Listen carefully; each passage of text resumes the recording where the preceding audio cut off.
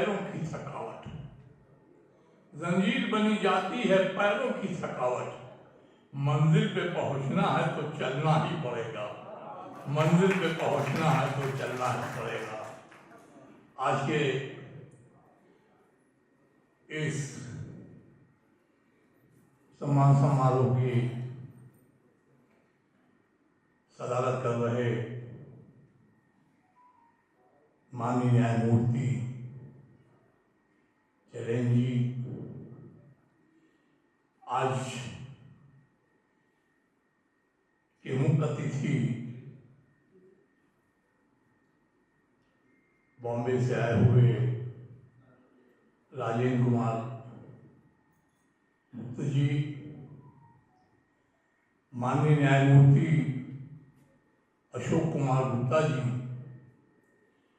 जिनके वालिद मोहतरम के साथ मुझे कई बार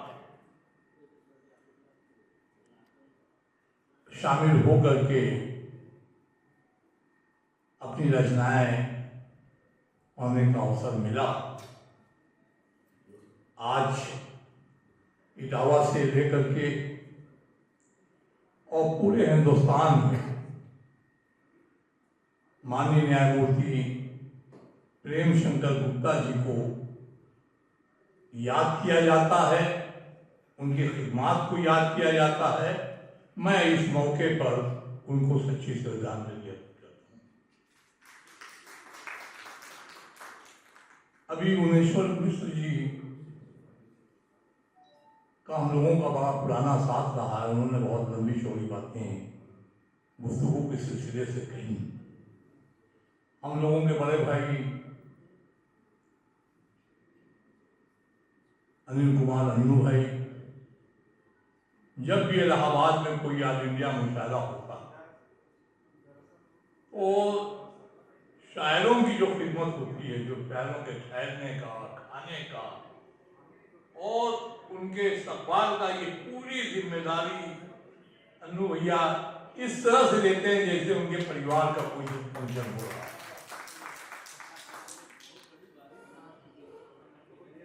पंकज जायसवाल जी,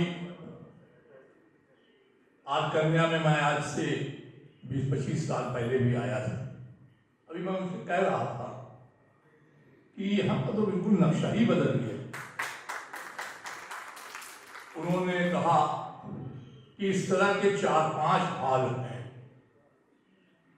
कहीं 800 की कैपेसिटी है।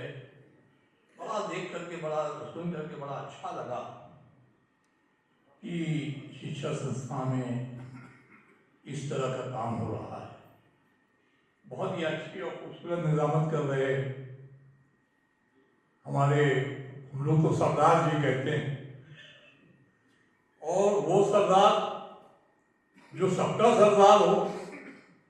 आज जिस तरह से इन्होंने पूरी महफिल की को शमा बांधा है तनाज जी ने, ये काबिल तारीफ है। आखिर में मैं इम्तियाज गाजी साहब का नाम इसलिए ले रहा हूं कि इम्तियाज गाजी साहब ने गुफ्तगू की जो शुरुआत की एक छोटे से मकान में, और जैसा कि कहा कि मैं साइकिल से चलता था। देखिए, जो मैंने पहले शेर कहा था वो अब मैं इम्तियाज गाजी साहब को नजर कर रहा हूं कि जंजीर बनी जाती है पैरों की थकावट, मंजिल पे पहुंचना है तो चलना ही पड़ेगा। इम्तियाज गाजी साहब साहित्यकार ही नहीं बल्कि तनकीद निगार भी।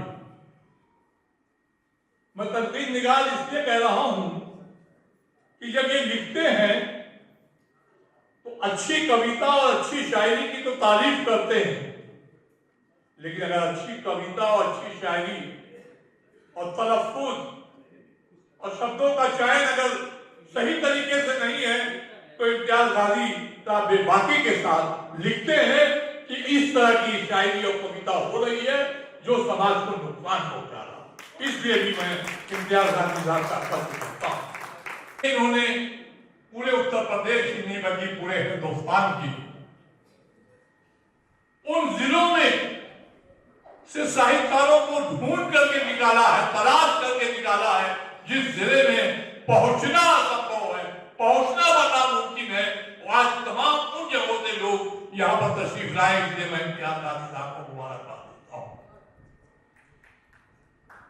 मैंने अखबार अकेडमी के नाम से अपना यहाँ एक हॉल बना रखा।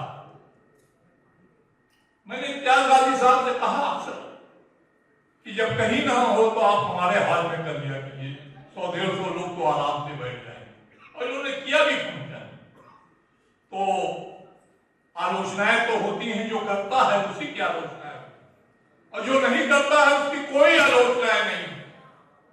इसलिए इम्तियाज गाजी साहब आप आगे बढ़ते रहिए, और जो यहाँ पे कारवां बैठा हुआ है वो आपके साथ साथ कांधे से कांधा मिला करके हमेशा आपका साथ देगा। और कौन क्या कहता है इस पर कभी ध्यान मत दीजिए। इन्हीं अल्फाजों के साथ मैं एक बार जितने हजरात को इनामात मिले हैं उन सबको मुबारकबाद पेश करता हूं। बहुत बहुत शुक्रिया।